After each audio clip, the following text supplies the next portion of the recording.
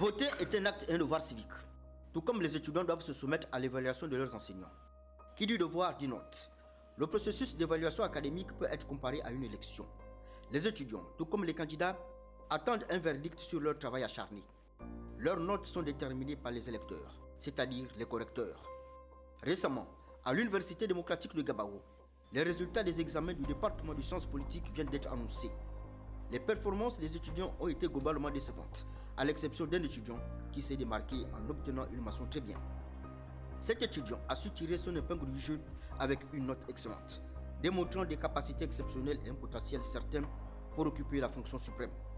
Ce succès lui confère non seulement une reconnaissance académique, mais aussi une légitimité en tant que leader. Est élu à la majorité absolue des suffrages exprimés avec 575 222 voix, soit 90,35%, M. Brice Clotaire Oligui Nguema. Les accusations de plagiat lancées par ceux qui n'ont pas réussi peuvent être interprétées comme une manière d'extérioriser leur échec. Ce phénomène, bien que regrettable, n'est pas nouveau et se retrouve souvent dans le milieu éducatif, où les étudiants en difficulté cherchent à minimiser leurs propres lacunes en pointant du doigt le succès des autres. Les Gabomas poussent l'ironie à travers une plaisanterie. En effet, une blague populaire a émergé. Si la Rega, la bière nationale de Gabao, était une étudiante, elle aurait surpassé les 7 autres étudiants, étant donné son taux d'alcool de 4,5%. Une métaphore humoristique qui souligne le burlesque de la situation. Pour progresser, les étudiants malheureux seront peut-être amenés à solliciter des cours de soutien auprès de leurs brillants condisciples.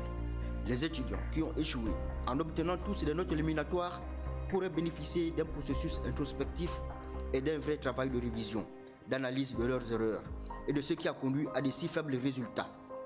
La compétition saine et l'appréciation du travail acharné des autres devraient plutôt stimuler des comportements proactifs et aspirants, comme s'inspirer de bonnes pratiques des étudiants performants que de tomber dans des accusations sans fondement.